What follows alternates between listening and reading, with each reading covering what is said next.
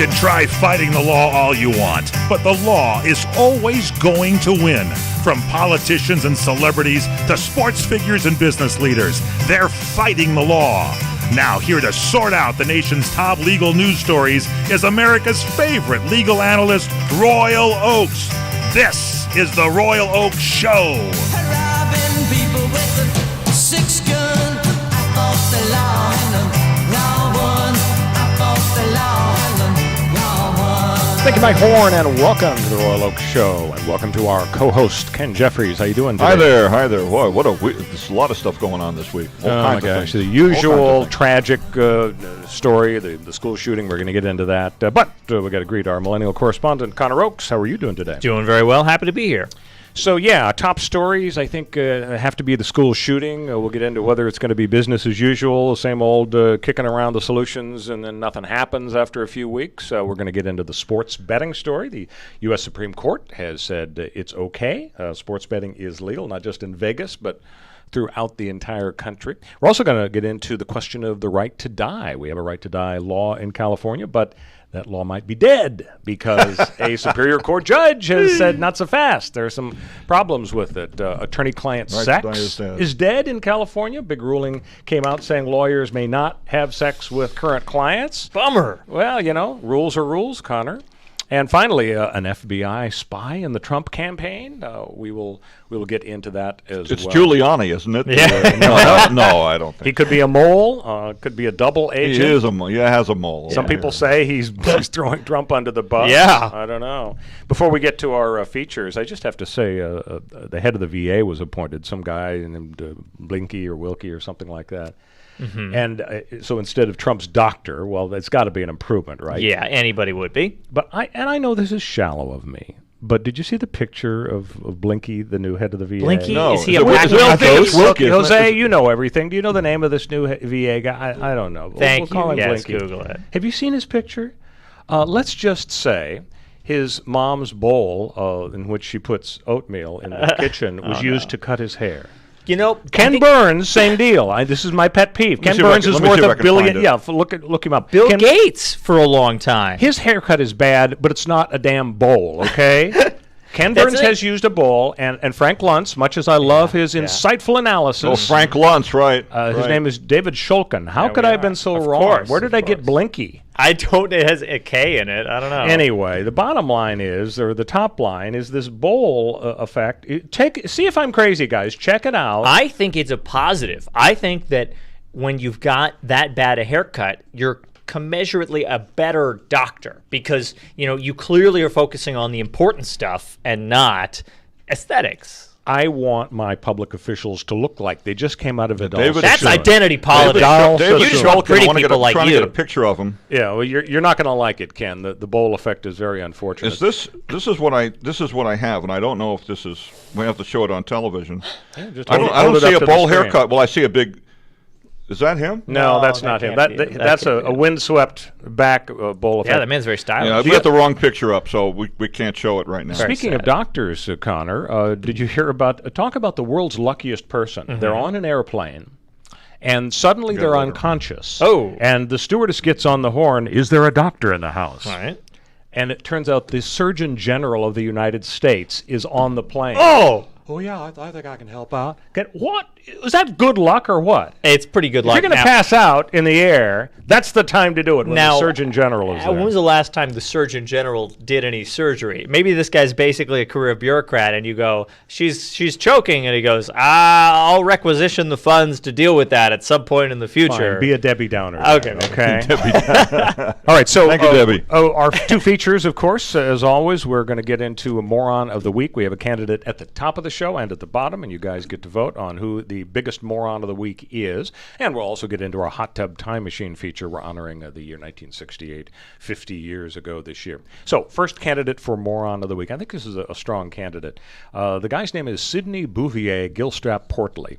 Sounds like Wait, sorry. Did you say that's his name? Sidney Bouvier. That sounds like a character in a Marx Brothers movie. Yeah. It sounds like he's a distant cousin of Jackie Kennedy because, Bouvier. Bouvier, was her right. maiden name. So anyway, he's 25. He's there in Dallas, and pretty good ball player, a pretty good basketball player. He was actually a star at his high school basketball team and went on to be a pretty good college player as well. That's high school and college years, okay? Yeah, nice. Fast forward to today. He's 25.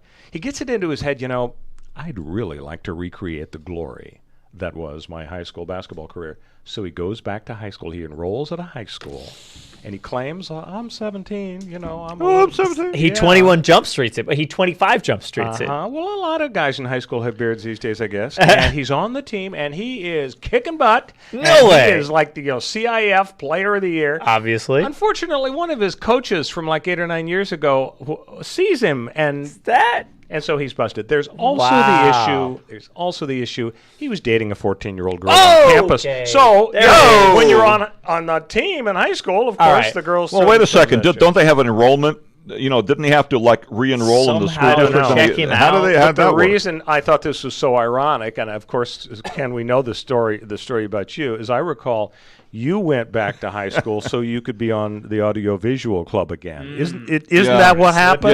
Yeah, I think that was it. Yeah, I was something like that. I think I called it blind ambition. I think was the old. Anyway, so means, this gentleman, Sidney Bouvier, Gilstrap Portley, is our first candidate for Moron of the Week. Wow. So close to home, we've got a Starbucks racism issue. We all know about the Philadelphia issue with the racist comment, and Starbucks said, doggone it, we're taking it seriously. They're shutting down half a day for all of their 10,000 stores. That's coming up now, isn't it? Yeah, late May, right. Well, in La Cañada, Flintridge, there's a Very Starbucks. close to home. And a guy named Pedro shows up, and he orders himself a grande drip or whatever he orders. Okay. And they ask for his name.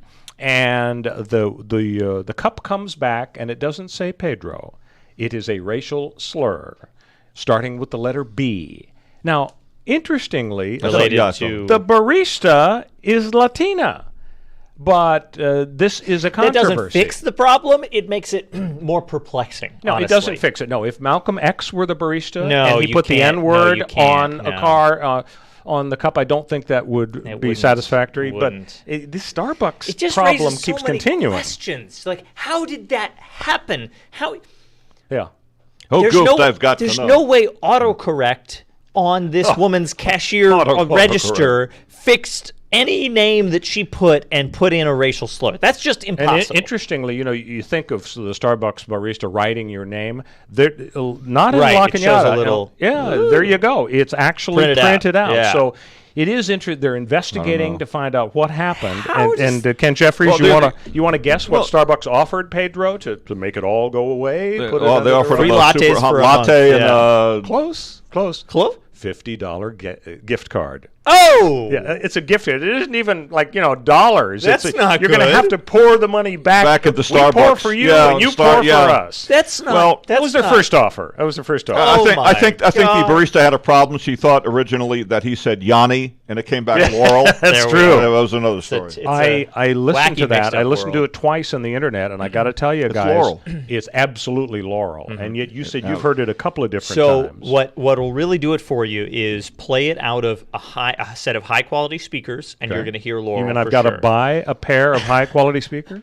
And then play it out of something with no discernible, no good bass at all, Like and an all like an iPhone? crappy high Like an notes, iPhone. and it'll come out here and sound like Yanni because it's originally it's a recording of the when you go to a dictionary.com, actually the Merriam-Webster.com entry for the word Laurel, and you play it's exactly that file. It's just been resaved over and over, corrupted, such that it has this second version of it on top of itself. So in the high notes, in the high tones, Do we want to hold on a second? young people actually Whoa. pull it up. Do Why we not? want to go there? And Young people can hear high notes much better. So depending on how old your ears are, you are more likely to hear All right, Laurel now, Connor, than Well, I remember the great comedy group Yanni and Hardy. Right. Ken has already dubbed you Mr. Science. So, Mr. Science, that's a very cogent explanation. Right. You tell me why I've been reading articles in the Wall Street Journal, New York Times this week, about sound experts having fistfights with each other, trying to explain they don't agree, they can't agree. Sure. How is it that you have stumbled on to the you're right, solution you're of the right. Yanni Laurel thing? I don't claim to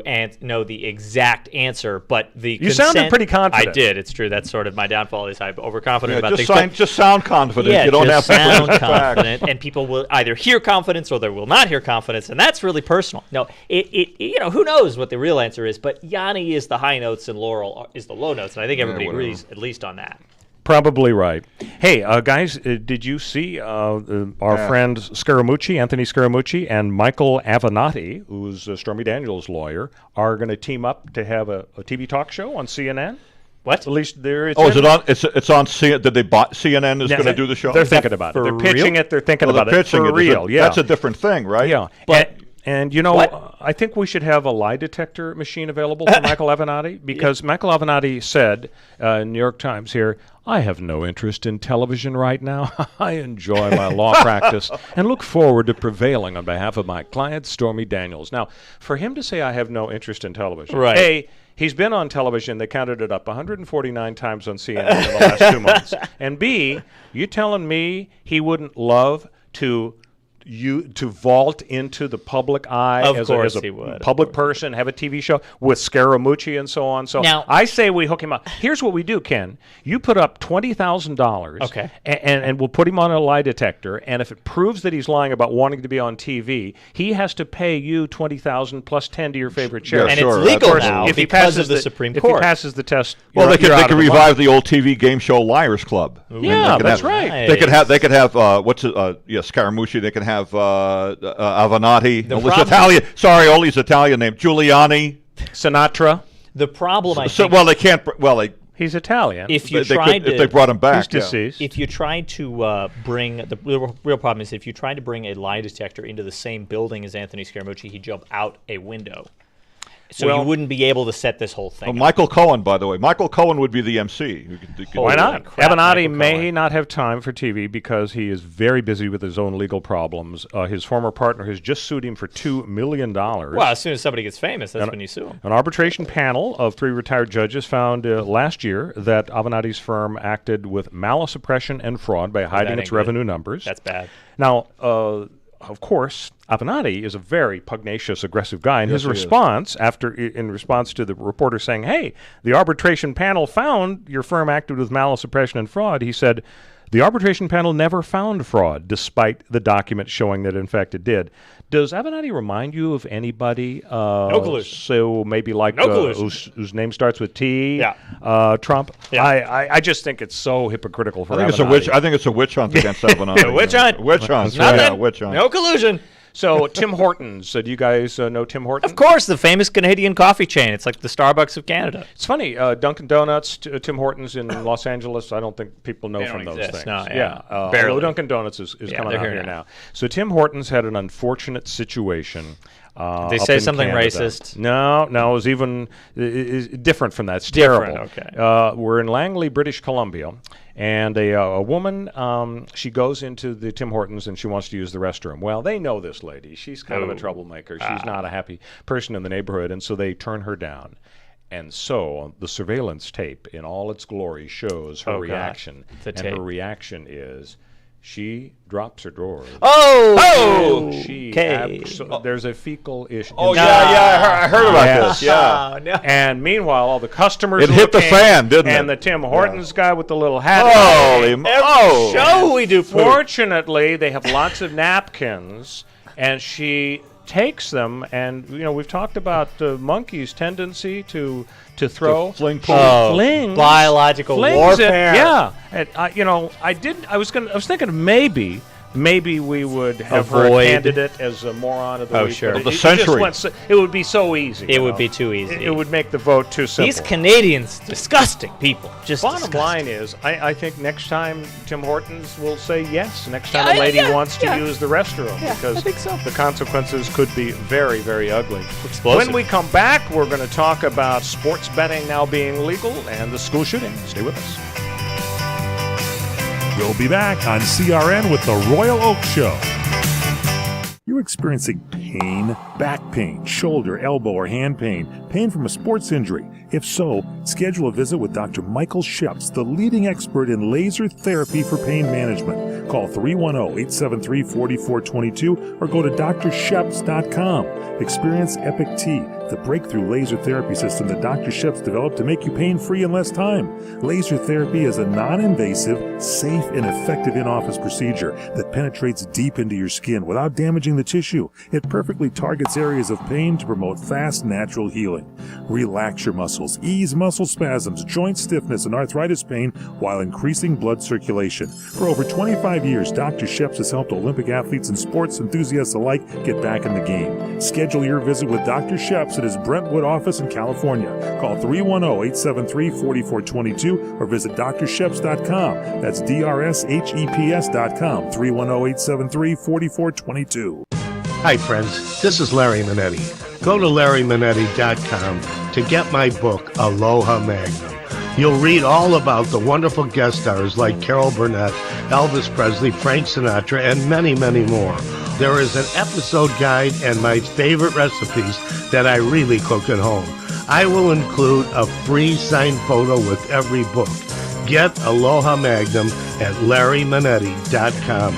Order now. Aloha. It has been said that everyone has a book in them. But do you have the time or the ability to write your book? Maybe you picked up some skills or had a life experience that you want to pass on in the form of a book to help others. Maybe you want to leave an autobiography for your family. Or maybe you've built a successful business and you want to share your story. At Dorrance Publishing Company, we have professional writers who can help turn your book idea into a finished manuscript quickly and affordably. A Dorrance ghostwriter can provide as much or as little help as you need to complete your book. You'll work directly with your ghostwriter to finish your book faster than you ever could on your own. It's easy to become a published author. Call Dorrance now to learn more. 800-485-8803. 800-485-8803. 800-485-8803. Call right now. That's 800-485-8803. This is Larry Elder inviting you to join me twice daily here on CRN Digital Talk Radio. Tune in to CRN3 Reagan Radio Monday through Friday at 3 p.m. Pacific Time, 6 p.m. Eastern for my live 3-hour show. And don't miss the replay of the show on CRN1 starting at 8 p.m. Pacific, 11 p.m. Eastern. The Larry Elder Show, twice as good, 2 times daily, Monday through Friday on CRN. Find out more at crntalk.com. Welcome back to the Royal Oak Show with our co-host Ken Jeffries and our millennial correspondent Connor Oakes. So another tragic school shooting. And I guess the question is, what's the realistic solution? To me, the non-realistic solution is to say, oh, we've got to ban guns. I know some people want to do it. I just don't think it's going to happen in the United States. I don't think it should happen. I think people, especially in rough neighborhoods, are entitled to be able to try to defend themselves. So I don't think that's the solution. I mean, you can ban sales to kids under 21. You can get rid of the high capacity of magazines. You can get rid of the bazookas. You can have the background checks and apply all the checks to the gun shows and so on. But you're still going to have guns out there. And here, as I understand it, the guy was suicidal, didn't have the guts to shoot himself or confront the cops. And so instead he's fine, you're suicidal. You're going to kill 10 people and injure 10 people? But I guess he had his dad's legal guns. Right. So what's the solution? Well, he didn't have an AR-15. And ARs are not assault weapons, right? It's a brand name, I think. But I think it's an automatic weapon. We'll probably hear about that. Yeah, whether or not it is a brand name. But he had from what I read, he had a 38 and a shotgun. Yeah. And I heard earlier that it was sawed off. Now, I don't know if that's true or what. But in any event, right. But the bottom line is he got it from his father. Right. Now, so what do you do about that? The dad has a right. Besides we have a Second Amendment. The dad probably followed the law. I don't know. Besides lock him up, here's the thing. What you do about it is you finally make a decision about whether you're willing to do anything about it. You can't talk about solutions like should we get rid of background checks and bump stocks and high capacity magazines, blah blah blah blah blah. Because at this point, there is no movement from the NRA or any Republican, in power to say we'll do anything. And as the bodies keep piling up, and as the incidents keep rolling in, you're going to get liberals who are getting more and more angry and polarized and saying, we had a chance to ban bump stocks. We had a chance to ban high-capacity magazines. We had a chance to ban what we call assault-style rifles. We had a chance to ban or change the rules or restrict things at 1,000 different points. And eventually, at some point, you will get an eruption of anger. And when the Democrats have the House and the Senate and the presidency and the Supreme Court all back all at once or something, they'll do something wild and rash that will cause enormous, conflict again. The other way. And you're building up to that point because the conservatives are currently so unwilling to take any action at all that they're driving the liberals nuts. Conservatives could argue it did not happen during the first 2 years of the Obama administration when they had control of everything, right? It's Am I true. correct on that? You're totally right. So there were laws that were what? passed then, and those laws, conservatives try to repeal those laws and take them back because their attitude is more guns are better and safer. And so it really is the problem is that because there's no movement on either side, you get no action, but no action is itself a negative. It's no action. It's itself leading a bad direction because building and building and building and building, and anger is growing and growing, and it's going to get worse, and we're going to get political conflicts that produce no good positive outcomes. Well, for anybody. Parkland seemed to move people, but kids were galvanized and they were signing the petition. Yeah. Now we'll see what happens with, and I hate to say, hate to say we need school shootings to keep coming up all the time. We actually had one last week, in Palmdale. Remember that one? A kid was wounded. Yeah. But we had one, there always seems to be one or two. And there was, by the way, there was a graduation ceremony on Friday. Was it last night as we do the show? In Georgia, a high school graduation where one or two people were killed. Jesus. Really? Wow. This stuff's still going on. But I just want to say one thing, sorry, and then I'll get off the soapbox here. But there seems to be in the Parkland shooting, right? There was a lot of movement right away, and the students came out, and of course the conservatives accused them of being crisis actors and all this stuff.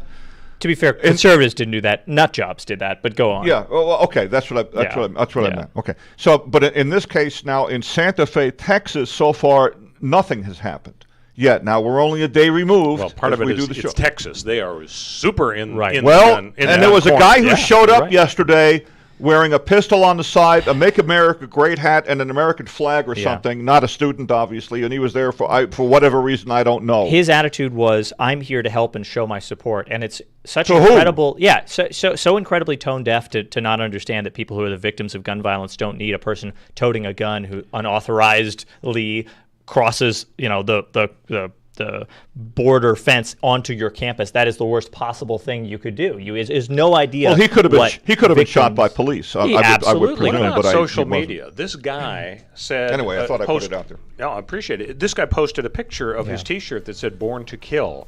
Should we be scanning and scouring and hiring more Wikipedia people to flag stuff like that? Can't. How are you going to do that? Yeah, you can't. Talk about social media. The op-ed that went viral in response to this one, and it's only going to get more like this, is a guy who wrote and said, the title of the darn thing was, "Now I want to take your guns away." An explicit threat, yeah. So I will say this, Connor, you mentioned when the Democrats control both the House presidency and Supreme Court, that was a lot of words, a lot of syllables. It's better to use just the one word for something like that, and it's called dystopia. Yeah. Well, no, I'm sorry, post-apocalyptic. Dystopia. That is what you were describing. When we come back, we're going to talk about sports betting on the Royal Oak Show. Stay with us. We'll be back on CRN with the Royal Oak Show. Hey Lorraine, do you realize that your mother, my mother-in-law, Chef Maria, has been serving Las Vegas since 1949? Yes, I do, Dennis. That's when she first met Howard Hughes, who fell in love with her cooking. And in 1955, she opened her first restaurant on Fremont Street. Yes, dear. And another great customer was Liberace. Wow. Then in 1962, while Frank Sinatra and the Rat Pack were causing global excitement on the Las Vegas Strip, your family opened their second restaurant. And in 1972, Elvis Presley began electrifying Las Vegas audiences and eating in our restaurant. You know, Lorraine, this is quite a town. There's only one Las Vegas. And there's only one Bootlegger Italian Bistro. Folks, when you're in Las Vegas, come visit us. We'll make you feel like you're part of our family. The Bootlegger Italian Bistro, conveniently located at 7700 Las Vegas Boulevard, South Strip. Visit our website at www.bootleggerlasvegas.com. Do you want to fly somewhere, anywhere in the world?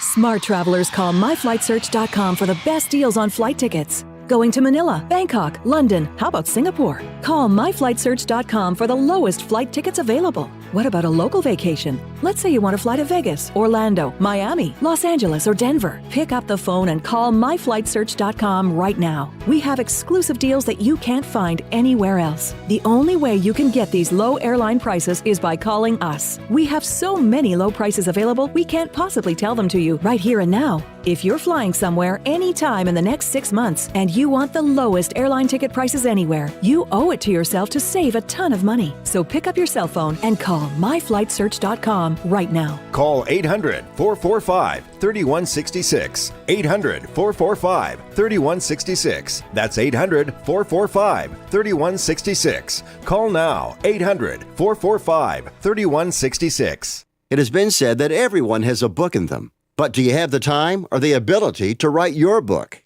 Maybe you picked up some skills or had a life experience that you want to pass on in the form of a book to help others. Maybe you want to leave an autobiography for your family. Or maybe you've built a successful business and you want to share your story. At Dorrance Publishing Company, we have professional writers who can help turn your book idea into a finished manuscript quickly and affordably. A Dorrance ghostwriter can provide as much or as little help as you need to complete your book. You'll work directly with your ghostwriter to finish your book faster than you ever could on your own. It's easy to become a published author. Call Dorrance now to learn more. 800-485-8803. 800-485-8803. 800-485-8803. Call right now. That's 800-485-8803. What are you going to do with your old car? You can try selling it, you could junk it, or you could donate it to Heritage for the Blind. Your car will be towed away for free, and your donation is tax deductible. Just call 1-800-785-9618. Heritage for the Blind accepts cars, vans, trucks, and boats. It doesn't matter if your vehicle runs or not. It will be towed away for free, and you'll be supporting those that need help. Heritage for the Blind is a nonprofit organization that helps the visually impaired live fuller lives.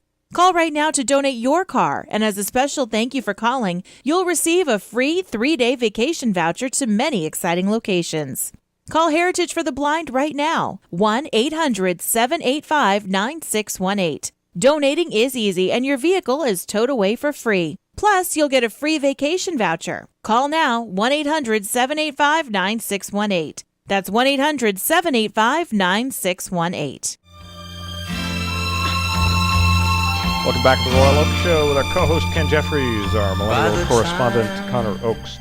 So sports betting, interesting history. 1992, the U.S. Supreme Court says, hey, you know what? No state shall be allowed to approve sports betting.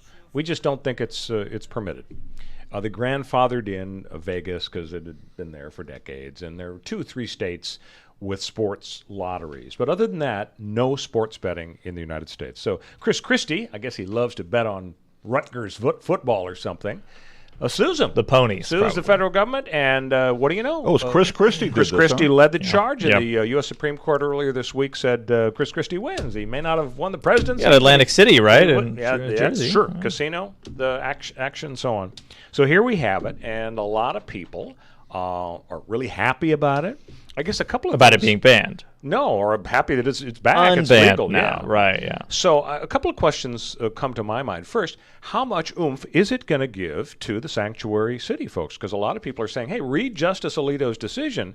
It says the federal government shall not commandeer the states. And That's really interesting. It was weird. It wasn't like the feds were just trying to tinker with and regulate sports betting, because they still could do that, actually, if they thought that there was some violation of federal law or criminality or something. But what they had done was they had simply said, states, don't even think about approving Complete ban. because, we want a complete ban. And so Alito says it's a bad idea. And a lot of people are saying we're going to use Alito's decision to support the idea that the feds can do their own thing on immigration, but don't mess with us. If we, San Francisco, want to become a sanctuary city, you can't, commandeer us to be agents. So I don't know. You think that this is going to give aid and comfort to the sanctuary city folks around the country? Yeah, that makes a lot of sense. I mean, these sanctuary city advocates have done a pretty good job of navigating the legal system and finding a way to accomplish their goal while avoiding the wrath of the federal government and trying to use the system against the feds to say, there are rules here, you have to follow them, and the courts have been on our side in the past. And so they've done a pretty good job of that. I think they'll probably pick this up and lead the charge. I hadn't even heard about that as an implication, a possible implication outcome of this sports betting law. So that's really, really interesting. I'm going to go. It could come into play. Cheer up all my liberal friends who are down because it's Trump America. So Trump's America. second issue, and our libertarian friends are not going to like this question that I posed. Okay. But let's face it, gambling in general, including sports betting, it's pretty hard on the poor. Yeah. It takes a big chunk of their disposable income, such as it is. Should we be worrying about their financial condition and kind of protecting them?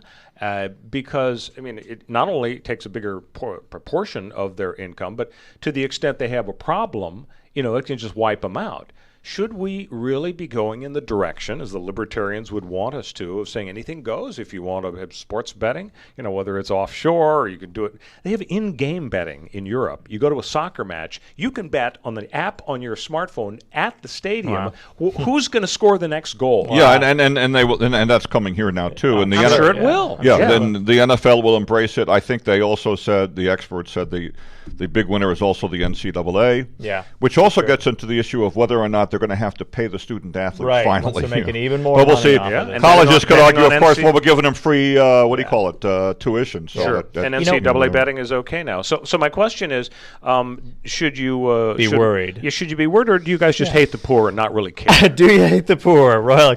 So I think actually libertarians and liberals are united on this front because their attitude of both is prohibition of this type does not work, and in the same way that legalization of drugs is in the interest of all, in the eyes of both liberals and libertarians, the attitude is they're gonna do it regardless. Right. Everybody's gonna do it anyway, and if you make it illegal, you end up with organized crime running betting and gambling generally in the same way that organized crime runs prostitution and drugs and the rest, and that really, really, really hurts poor people because they get caught up in organized crime and they end up in jail or dead or, basically a slave to the mob because they owe them so much money, or they get their kneecaps broken or something else.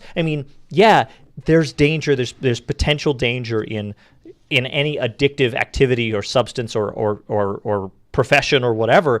But if you make it legal, you can protect people from it better than if it's happening all invisibly and under the table. So let's talk about a different law that protects people. Very controversial, the right to die law. So California passed it in 2016. We became the 5th in the nation to have physician-assisted suicide. And just this week, a Superior Court judge in Riverside said, nope, the law is out. It is illegal. Now, it was an inside baseball argument. The court said, this was passed in a special session of the legislature devoted to health care issues.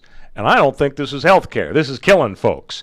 And a lot of people say, excuse me? The only reason people want to exercise the right to die is because they have a terminal illness of some kind. Yeah. So the law says if you've got less than 6 months to live, Oregon has done this for 20 years. Nearly 1 in 5 Americans live in a state where physician-assisted suicide is legal. But the judge struck it down. I think from a more substantive standpoint, there are some concerns about the law. One I would have is, what about pressure from relatives? If somebody's in their 70s and 80s and they piled up a bunch of money and they probably are horribly depressed from the fact that they're in horrible pain all the time, they've got a terminal illness, do we not worry about the fact that family members might sort of nudge folks and, guilt, little Wilbur can't go to college because you're using up all the money with your convalescent home. Right, yeah. Is that not a concern, and is there any kind of solution? Yeah, that's certainly a concern. I think that built into this, the restriction, which a lot of people would fight against because, the terminal nature of your illness doesn't necessarily correlate to how much horrific pain you're in. Right. But the hard limit on you can't do it unless you're within 6 months of the end, that hopefully would put a damper on that. Now, if you've got a determination from a doctor that says you're 6 months from the end, you probably are not going to slide by that deadline much longer and actually escape for years and years and years, which might calm our concerns a little bit, because even the worst scumbag can probably wait 6 months. Although I don't think it's all that scientific as medicine right. is. I think when people say you've only got 6 months, if you looked at the stats, I bet you'd find a lot of folks do sneak past. Here's the second issue that concerns me. Oregon and other states looked at the issue of whether if somebody wants to exercise their right to die and they go to the doctor and they're diagnosed, it's terminal and so on, a lot of states have said you've got to submit to some psychological evaluation. Ken, I wonder how you feel about this. California, the legislature rejected that requirement. From where I sit, to me, it seems like a lot of people, I'm not saying it is horrendous, their situation. They've obviously got a terminal illness. But what if 1 week they're really feeling down about things, but it's sort of a temporary thing, and maybe the next week they would bounce back? And studies show that when people go through therapy and so on, I wonder, shouldn't we have some kind of requirement that if you're going to exercise this right, at least spend 10 minutes with a shrink? Well, waiting period? Kind of a waiting period type. Yeah, we're going to force people to wait before they get guns. What if your shrink is depressed? So then you're really... Yeah, probably most of them are. Can you imagine having to deal with depressed people all the time? I'm sure they are depressed. Tough job. It may not be a bad idea to do that, but then... What's the time limit? How long do you spend with the shrink? How many visits with the shrink? And who picks the shrink? Yeah, and I mean, if you're 6 months away from the end anyway, time might be, in a sense, of the essence of your ability to cut out how many months of suffering you can. Every hurdle you put in the way of somebody who wants to end it during their last 6 months, it takes you more than a month to get an appointment with any kind of doctor, much less a psychiatrist. Maybe you could put it on the fast track, but come on, if you're trying to get rid of 6 months of suffering and it takes you 2 months to get an appointment, that's just a waste of I bet they would put them on the fast track. They'd come a break. So let's get back to ticking off libertarians with the issue of lawyers having sex with their clients. Now, a libertarian might say, we're all free people. If a client and a lawyer have a business relationship, but they want to get it on, well, why shouldn't they be allowed to? Well, the California rules of professional conduct have just been amended, and the rule is absolutely, it's a black and white thing. If you have an attorney-client relationship, you may not have a sexual relationship as well. So, and how are they going to check that? Surveillance video? So the way they check it is if your client comes forward and says... Well, if the client... Right. And if the lawyer says, no, we didn't, here we go again. Then, of course, you're in a he said, she said situation, but all lawsuits tend to be a he said, she said situation. And when you think about it, we're not talking necessarily about the grounds for a malpractice lawsuit. What we're talking about is bar discipline. The state bar of California can revoke your license on lots of grounds. For you're a gambling addict. You're not going to be good with your client's trust account. We can't trust you on that front. Or you've got unrelated criminal convictions or whatever. Their job is to police the legal profession and make sure that everybody trusts lawyers. And if you're having sex with your client, that negatively impacts people's trust in lawyers generally. You're taking advantage of somebody that you're supposed to be the protector of. I mean, there are certain categories of profession that we have to treat sort of with kid gloves. And speaking of which, let's now move to sex with cops. That's a great example. Kansas. That's a reality show in the making. Isn't it? Kansas has just decided cops can't have sex during traffic stops. Now you might say, during traffic stops. Why would you need to? It's a very specific rule. Why would you need a rule like that? Get this, Kansas, until this change, was one of 33 states where consensual sex between police and people in their custody was not a crime. Holy dear God. I was not aware of the fact that in general, a majority of states... Yeah, that's right. What? How can you possibly think that somebody who's in your custody is consenting? I mean, it doesn't matter. No matter what they say, they are in your custody. That it seems to be fundamentally you have not watched too many episodes of Law and Order SVU, have you, at all? No. I mean, that's just... So I could just see the cop. Do you know why I pulled you over? No, I don't. Well, I was swiping left here on Tinder, and then I saw your profile, and your car was in the background. I said, there she goes. I just think it's pretty stunning, don't you? Oh, that 33 my states God. did not have any kind of prohibition. What a way to pick up women, huh? Whoa, That's right. Goodness. And put it in the back of your car. Terrible. Hey, do you remember the story I heard years ago about the guy who goes on vacation and sees the little doggy and decides to bring the doggy home and learns it's a rat? Whoa! A very big rat. That's got to be an urban legend, I right? heard it was an urban legend, and people would tell the stories. That's hilarious. Well, there was a woman in the United Kingdom, there in England. Okay. She bought what she thought was a Japanese Spitz puppy from a pet shop, and she pays $190. And she notices over the months the dog never barks and has very thick fur and refuses to eat dog food. But loves cheese. Turns out, no, the dog was really a fox. Fox. A fox. Wow. Yeah, and that's why he didn't eat dog food. I guess he almost starved. I guess That's wild. foxes are very picky about what they eat. They're not domesticated. They're not used to eating the crap we give dogs. Yep. Now, live animals. So she made the difficult decision to give her pet over to the zoo. Wasn't there another one too? I thought I read saw something. I'm coming to it. Okay, I think I know where you're going. Here's the second one. It happened again? Sort of a similar deal. Sun Yun buys her family a puppy 2 years ago. Right. Okay. She was surprised at how large the puppy grew. Didn't stop growing after the first year, and the puppy showed a talent for walking on two legs. Can you imagine? It was a human. The more good guess. Yeah. Close. Uh-huh. From DNA standpoint, pretty close. Okay. It was a bear.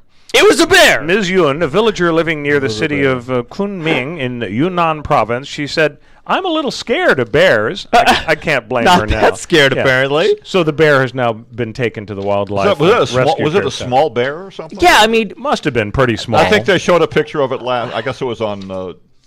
What show did I watch? Oh, Bill Maher or one of those shows. It was some goofy thing like that. okay, I mean, it had to have been, because, it can't be a grizzly. It's like, oh, yeah, I think my dog happens to be larger than my Volkswagen. I just didn't notice. So here's a millennial story that's going to make a lot of people angry, I think. A New Jersey mom goes to her daughter's school and complains about the fact that the daughter didn't make the damn cheerleading squad. And she makes a big stink. And guess what? The school decided, you're right, everyone should be on the cheer squad. And so on the cheer squad? Including Connor Oakes, millennial correspondent. Oh, my God. This is what I've always wanted. The school has decided that you won't have six girls on the cheerleading team. You have everybody. Everybody who wants. Guys too. They put guys on there. I don't know about that. Squad. But the cheerleaders who have previously made the team, they are not happy. Of course not. Cheerleader Stephanie Krug seethed. All my hard work has been thrown out the window. Yeah. If they let everybody on the baseball team, the baseball players are going to go, first of all, I'm going to get no play time. This is stupid. Yeah, this is the way the Dodgers formed this year's team, apparently. Where they're going. There's a bitter Poor fan. Dodgers fan. So no tryouts, no making cuts. Now they've decided to let everyone participate. And what does the school principal say? We want to make cheerleading more inclusive. Okay, I mean that sort of undermines the idea that a lot of cheerleaders have, that this is a legitimate sport. It's like gymnastics. The way there are problems with cheerleading. The massive proportional amount of injuries that occur among cheerleaders. Oh, it's really dangerous. Way worse than other sports. It's super bad. But at the same time, it's still a very physically difficult and intense endeavor. It's a competition, and they do competitions for it, whether every cheerleader goes into competitions, not who cares, whatever.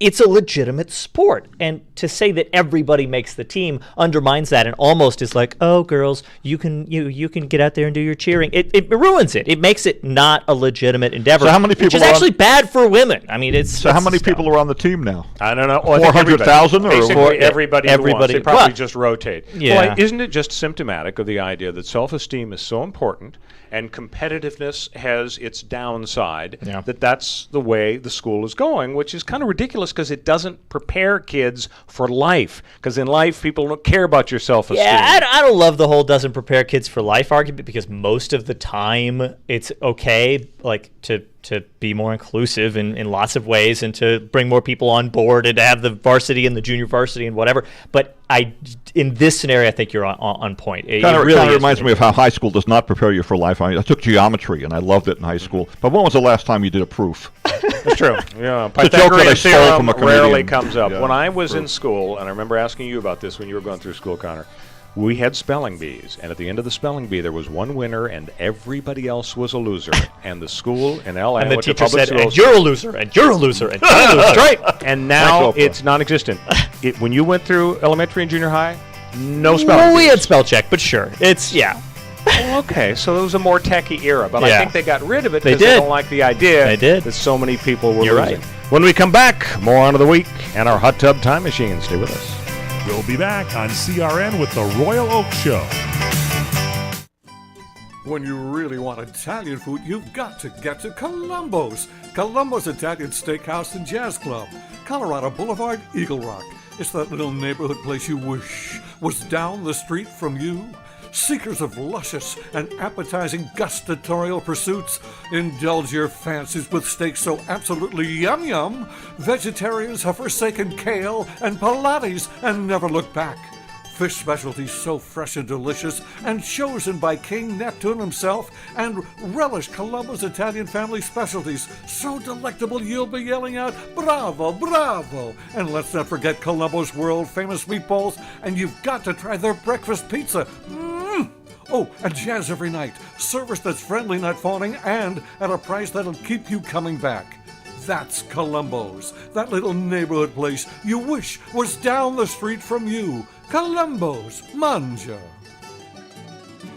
Do you want to fly somewhere, anywhere in the world?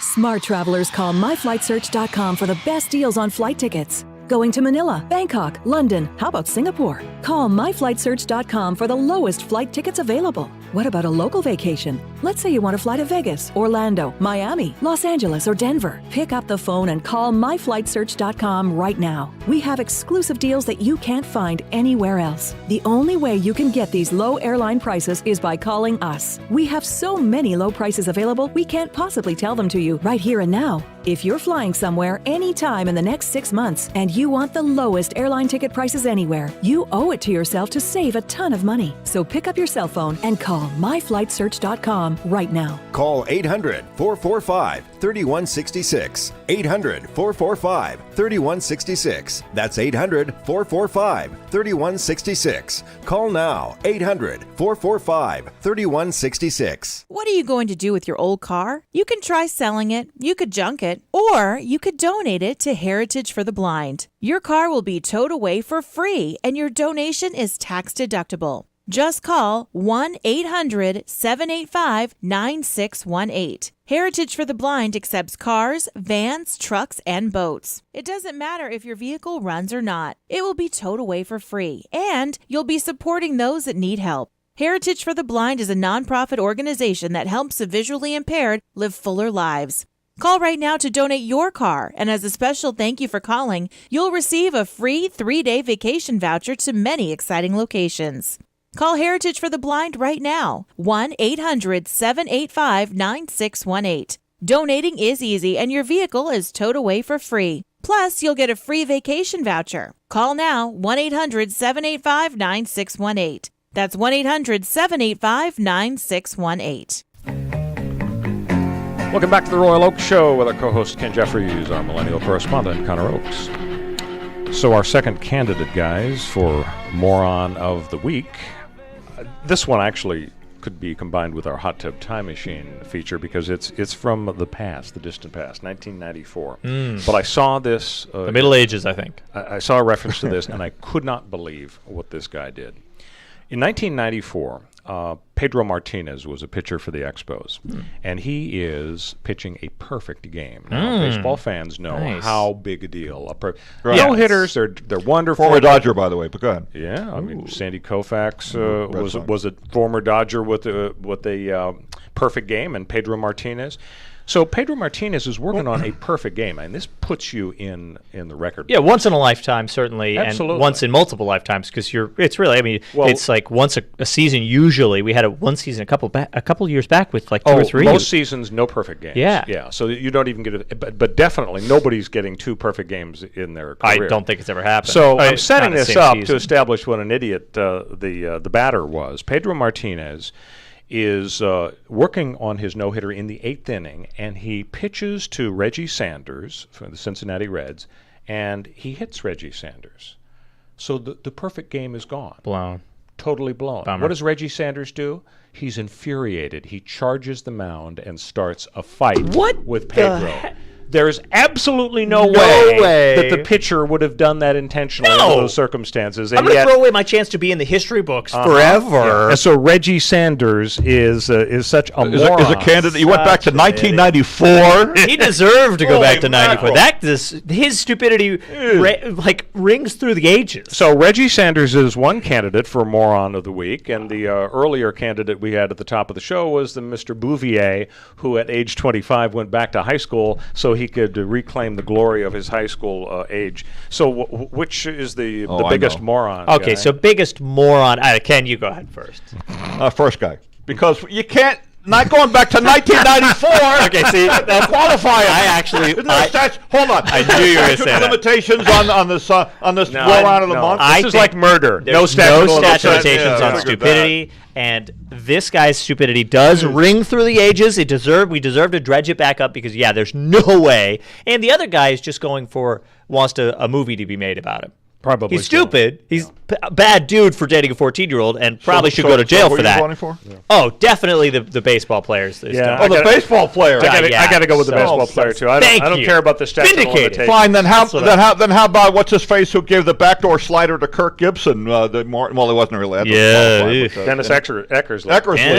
No, you're right. He's not a moron. Everybody says he's a bad dude. He's not a bad dude. Everybody says Eckersley's. Why don't we go back to the year 1? I don't know. How far back do you want to go with this? You know, Ken, Ty Cobb was a vicious racist. Yeah, I heard about that. Absolutely. So, guys, our next story really could have been one of the candidates for Moron of the Week. It's a Swedish mom who is she has a son, a baby named Kevin, and so she thought, very Swedish name, classically. I'll put Kevin's name on my arm on a tattoo. So she goes to the tattoo artist and screaming and yelling. I'll do all the sound effects that I assume happen in a tattoo parlor. And what do you know? Doggone it. I mean, mistakes happen. Oh, no. She looks down. It's spelled Kelvin. The tattoo artist has made a little mistake. What does she Maybe do? he was into thermometers. What does Mom do? Mom legally changes his name to Kelvin. And the tattoo artist says, she returns to him and he laughs, and says, there's nothing I can do except give you a refund. At least he didn't give store credit like Starbucks. It could have been centigrade. They could have changed that. How old's the kid? If the kid is under 5, that's actually genius. Yeah, the kid Because he doesn't care. The kid is newborn. Perfect. Time for a Hot Tub Time Machine. Jose, will you play us out with a selection from a fabulous song from 1968? And Ken Jeffries is a former professional disc jockey. I bet you can identify this song. I confess. Of the millennial generation, would you have any idea who this is? It's pretty catchy. Well, we got 50. Should I say it? Should I blurt it out? Yeah, Midnight Confession, Grassroots. Midnight Confession. I confess. I love it. So our celebration of 1968, tragic year though it was, continues. See you next week, folks.